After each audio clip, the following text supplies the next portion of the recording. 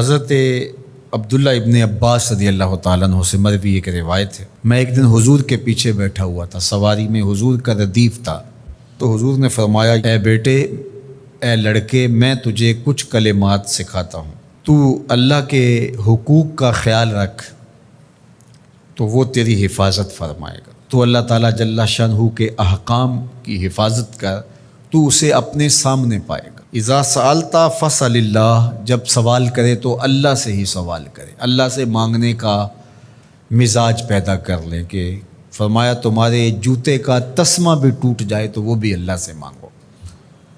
ضرور بازار میں جاؤ دکاندار سے، لیکن حقیقی طلب اللہ سے ہونی چاہیے۔ بات بات پہ اللہ سے سوال کرو، بڑی سے بڑی چیز بھی اس سے مانگو، چھوٹی سے چھوٹی چیز بھی اسی سے طلب کرو۔ ہماری ساری ضرورتوں کا کفیل ہمارا رب، ہمارا مالک ہے۔ تو دوسری نصیحت یہ کی کہ جب تو استعانت طلب کرے، مدد طلب کرے تو اللہ سے ہی استعانت طلب کرے۔ وعلم، اور جان کہ اگر ساری امت، سارے لوگ، پوری قوم جمع ہو کے تمہیں فائدہ پہنچانے کی کوشش میں لگ جائیں تو تمہیں وہی فائدہ پہنچا سکتے ہیں جو تیرے لیے تیرے رب نے لکھا ہے۔ اور فرمایا وَإِنِ اجْتَمَعُوا عَلَىٰ أَن يَضُرُّوكَ بِشَيْءٍ، اور اگر تمہیں نقصان پہنچانے کے درپے ہو جائیں، لَمْ يَضُرُّوكَ إِلَّا بِشَيْءٍ قَدْ كَتَبَهُ اللَّهُ عَلَيْكَ، تو تجھے صرف وہی نقصان پہنچا سکتے ہیں جو اللہ نے تیرے لیے لکھا ہے۔ سارا زمانہ بھی مخالف ہو جائے، تیرا کچھ نہیں بگاڑ سکتا۔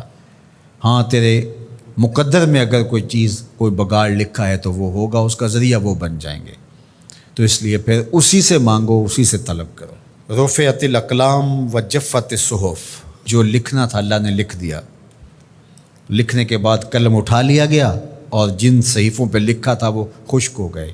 اب کتابیں بند ہیں، تو اس لیے اس نے تیرے لیے جو لکھا ہے وہ ہو کے رہے گا، تو خام خواہ لوگوں سے ڈرنے کی ضرورت نہیں ہے، اور تیرا فائدہ، تیرا نقصان اسی کے دستے قدرت میں ہے، تو اسی سے طلب کر، اسی سے مانگ۔ اور فرمایا تو اللہ تعالیٰ جل شانہ کو رخاء میں، خوشحالی میں یاد کر، یعرفک فی الشدہ، وہ تجھے مشکل میں پہچانے گا۔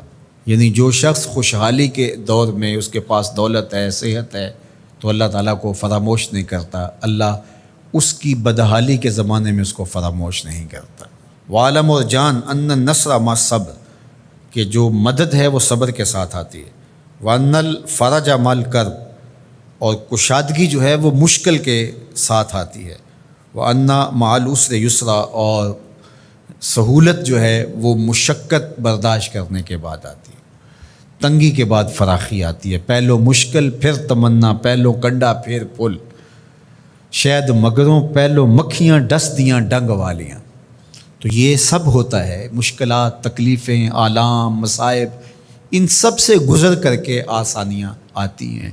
خود حضور کی زندگی دیکھ لیجئے، مدنی زندگی مکی زندگی کے گزرنے کے بعد، طائف کے مراحل کو طے کرنے کے بعد آتی۔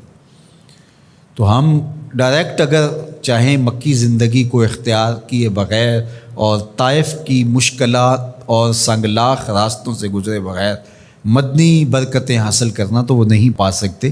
تو یہ اللہ تعالیٰ نے ایک نظام رکھا ہوا ہے۔